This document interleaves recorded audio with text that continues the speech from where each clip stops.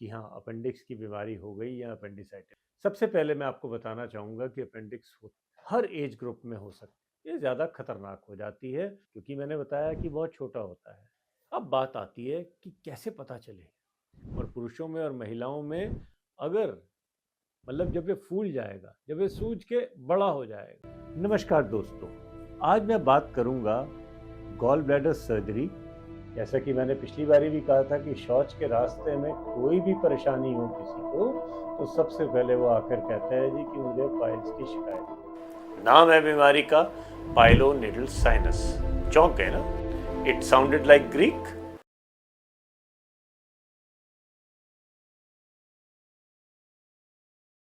नमस्कार दोस्तों, आज मैं एक ऐसी बीमारी के बारे में बात करूंगा जिससे सभी लोग भली भांति परिचित हैं। अगर किसी सर्जिकल बीमारी के बारे में सब लोग जानते हैं तो वो है पाइल्स, और उसके बाद नंबर आता है अपेंडिक्स का। जी हाँ दोस्तों, हम सब ने बचपन से लेके आज तक इस शब्द का नाम ज़रूर सुना है कि हाँ अपेंडिक्स की बीमारी हो गई या अपेंडिसाइटिस हो। कहने सुनने में बहुत छोटी सी चीज़ लगती है, और अधिकांश लोगों को ये भी पता है कि अपेंडिक्स का कोई काम नहीं होता हमारे शरीर में, और इसका ऑपरेशन एक मामूली सा ऑपरेशन होता है। आज हम कुछ बात करेंगे इसी बीमारी के बारे में। सबसे पहले मैं आपको बताना चाहूँगा कि अपेंडिक्स होता क्या है। अपेंडिक्स बड़ी आंत के सबसे नीचे के हिस्से में जुड़ा हुआ एक ब्लाइंड ऑर्गन, उंगली इस साइज का ऑर्गन होता है, जिसका कि साइज भी करीबन करीबन इस उंगली जितना ही होता है, और इसका मुंह भी बहुत ही छोटा होता है। इसका एग्जैक्ट फंक्शन क्या है, मनुष्य के शरीर में क्या करता है, ये आज भी एक रहस्य है। क्योंकि जब भी अपेंडिक्स निकाला जाता है शरीर पे किसी भी प्रकार का प्रभाव नहीं पड़ता, लेकिन हाँ जब ये बीमार हो जाए, जब ये खराब हो जाए, तो इसके प्रभाव बहुत सारे हैं। काम का तो पता नहीं, नाकाम जब ये होता है तो इंसान के लिए जानलेवा तक हो सकता है। अपेंडिसाइटिस या अपेंडिक्स की बीमारी का मतलब है अपेंडिक्स में सूजन आना, स्वेलिंग आना, अपेंडिक्स का इन्फेक्शन होना। इसको कहते हैं अपेंडिसाइटिस। और अपेंडिसाइटिस अगर एक बारी हो जाए तो इसका एक ही इलाज है, वो है ऑपरेशन। फिर अब सुनेंगे लोगों से कि भाई उसको अपेंडिक्स हुआ, दवाई खाई, ठीक हो गया। वो ठीक नहीं हुआ, वो अटैक दब गया, वो फिर से उभर के आएगा। क्योंकि एक बार अगर अपेंडिक्स खराब हो जाता है, एक बारी इस पे अपेंडिसाइटिस का अटैक आ जाता है, तो ये सर्जरी के बिना कभी भी ठीक नहीं हो पाता। चलिए बात करते हैं कि आखिर अपेंडिसाइटिस होता किस में है। अपेंडिसाइटिस बच्चों से लेके बूढ़ों में, पुरुषों से लेके महिलाओं में, हर एज ग्रुप में हो सकता है। पर हमने अपने एक्सपीरियंस में देखा है कि 10 से 30 साल की आयु में ये बीमारी ज़्यादा होती है, और बहुत छोटे बच्चों में और बहुत बुज़ुर्गों में ये ज़्यादा खतरनाक हो जाती है, क्योंकि ऐसी हालत में अपेंडिक्स फटने का चांस बढ़ जाता है। अब बात आई अपेंडिक्स के कारणों की। तो अपेंडिक्स के जो अधिकांश कारण होते हैं कि जो इसका मुंह होता है, क्योंकि मैंने बताया कि बहुत छोटा होता है, अगर उसमें कोई चीज़ फंस जाए, जो कि थोड़ा सा सख्त लैट्रिन का टुकड़ा भी हो सकता है, कोई अनपचा हुआ खाना भी हो सकता है, या अगर चारों तरफ इंटेस्टीन में इन्फेक्शन आ रहा है तो अपेंडिक्स की तरफ भी चला जाएगा। ये कारण होता है। लेकिन फिर भी अगर मैं आपको बाकी बीमारियों की तरह बता पाऊँ कि नहीं ये चीज़ों से अपेंडिसाइटिस होता है, तो ऐसा अभी भी क्लियर नहीं है। लेकिन हाँ, इसका मुंह जब भी फंसता है तो अपेंडिसाइटिस होना करीबन करीबन तय है। अब बात आती है कि कैसे पता चले कि कहीं मुझे पेट में दर्द अपेंडिक्स की वजह से तो नहीं है। अपेंडिक्स का दर्द पेट के निचले हिस्से में दाईं तरफ को होता है, और अगर ये दर्द नाभि के आसपास शुरू होके फिर दाईं तरफ जाके टिक गया है, तो तब तो कम से कम ये ऑलमोस्ट 100% है कि ये अपेंडिक्स का ही दर्द है। अब अपेंडिक्स का दर्द एकदम से शुरू होता है, वो आधी रात को भी शुरू हो सकता है, वो दिन में किसी वक्त शुरू हो सकता है। अधिकांश मरीज ये आके कहते हैं कि हम तो बिल्कुल ठीक थे और एकदम से दर्द शुरू हो। और इस तरह का दर्द जब भी चालू होता है वो अधिकतर अपेंडिक्स का होता है।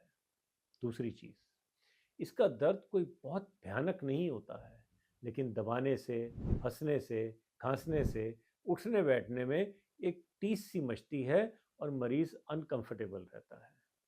अगर ये दर्द बहुत ही तेज हो रहा है तो इस बात का ज़्यादा चांस है कि ये दर्द किसी और कारण से है, ना कि अपेंडिक्स की वजह से। हल्का बुखार आ सकता है, कॉन्स्टिपेशन या कब्ज हो सकती है, किसी किसी मरीज में डायरिया या लूज मोशन भी हो सकते हैं। लेकिन अगर बुखार बहुत तेज़ आ रहा है, पेट में तनाव आ रहा है और साथ में हवा खारिज होना बिल्कुल बंद हो गया है, तो इसका मतलब या तो कोई और कारण है या अपेंडिक्स कॉम्प्लिकेट हो गया है या फट गया है।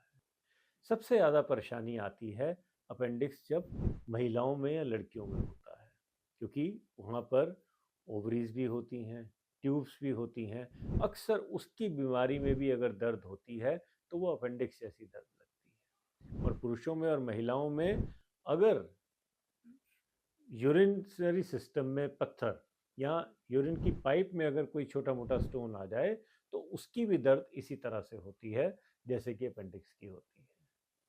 तो इन सब चीज़ों को ध्यान रखते हुए हमें देखना होता है कि ये दर्द अपेंडिक्स का है या किसी और चीज़ का। आइए आगे चलते हैं। तो अगर आपके पास कोई मरीज़ आया है तो आप उसको डायग्नोज कैसे करेंगे, इसके बारे में मैं आपको बताना चाहूँगा कि अपेंडिसाइटिस एक ऐसी बीमारी है कि जिसका निदान, जिसकी डायग्नोसिस हमेशा से क्लिनिकल एग्जामिनेशन रही है या एक अनुभवी सर्जन द्वारा पेट पे हाथ रख के तकरीबन तकरीबन 100% केसेस में बताया जा सकता है कि इस मरीज को अपेंडिसाइटिस है या नहीं है। ऑल्दो आज की तारीख में अल्ट्रासाउंड, सीटी स्कैन, एमआरआई भी हैं और सीटी स्कैन काफ़ी ज़्यादा एक्यूरेटली अपेंडिक्स को डायग्नोज करता है, लेकिन बहुत सारे केसेस सीटी स्कैन पे भी मिस हो जाते हैं। लेकिन अगर सर्जन अनुभवी है वो आज भी हाथ लगा के बता सकता है कि ये अपेंडिसाइटिस तो नहीं है कहीं। अब ऐसा क्यों होता है? वो इसलिए कि सीटी स्कैन या अल्ट्रासाउंड या एमआरआई केवल तभी इसको डिटेक्ट करेंगे जब इतने साइज में बढ़ेगा, मतलब जब ये फूल जाएगा, जब ये सूज के बड़ा हो जाएगा। लेकिन मान लीजिए इसका साइज बड़ा ही नहीं है, सिर्फ वो लाल हो गया है, मतलब इन्फेक्शन तो आ गया है, तो उसमें सिम्टम आ जाएंगे, दर्द भी आ जाएगी, लेकिन साइज अभी शायद नहीं बढ़ा। उस हालात में सीटी स्कैन, एमआरआई, अल्ट्रासाउंड इसको मिस कर जाता है, लेकिन अनुभवी सर्जन इसको कभी भी मिस नहीं कर पाता है। तो इसलिए अपेंडिसाइटिस की डायग्नोसिस में जितना टेस्ट का हाथ है उतना ही क्लिनिकल एग्जामिनेशन बहुत आवश्यक है। ब्लड की टेस्ट अगर हम करेंगे तो टीएलसी काउंट या वाइट ब्लड सेल काउंट मामूली से बढ़े हुए आ सकते हैं। ये सब पिक्चर अगर आती है किसी मरीज में तो इसको अपेंडिसाइटिस कहा जाता है। अगर अपेंडिक्स का डायग्नोसिस बन गया है तो सबसे सरल, सबसे सफल इलाज इसका यही है कि झट से इसका ऑपरेशन कर दिया जाए। अब आप पूछेंगे कि मान लो हम ऑपरेशन नहीं करते तो क्या होगा? अगर ऑपरेशन ना किया जाए और सिर्फ दवाइयाँ दी जाएं और अगर अपेंडिसाइटिस का अटैक ज़्यादा सिवियर नहीं है, ज़्यादा भीषण नहीं है, तो वो दब जाएगा, लेकिन वो दोबारा आएगा ज़रूर। वो दोबारा 1 हफ्ते बाद भी आ सकता है, वो 6 हफ्ते बाद भी आ सकता है, वो 6 महीने बाद भी आ सकता है, लेकिन आएगा ज़रूर। लेकिन जितनी बारी ये अटैक बार बार आएगा उतनी बारी अपेंडिक्स में कॉम्प्लिकेशन डेवलप होने का खतरा बहुत ज़्यादा हो जाता है। अब अगला सवाल आता है कि अपेंडिक्स में करते क्या है? अपेंडिक्स में हम लोग ऑपरेशन करके इस अपेंडिक्स को जड़ से काट के बाहर निकाल देते हैं। अब पहले तो ये ऑपरेशन पेट खोल के होता था, लेकिन आजकल अधिकांश ऑपरेशन दूरबीन से या रोबोटिक सर्जरी से ही संपन्न कर दिए जाते हैं, प्रोवाइडेड कि ऑलरेडी बहुत ज़्यादा कॉम्प्लिकेशन नहीं हो गई है, पेट में बहुत ज़्यादा पस नहीं बन गई है।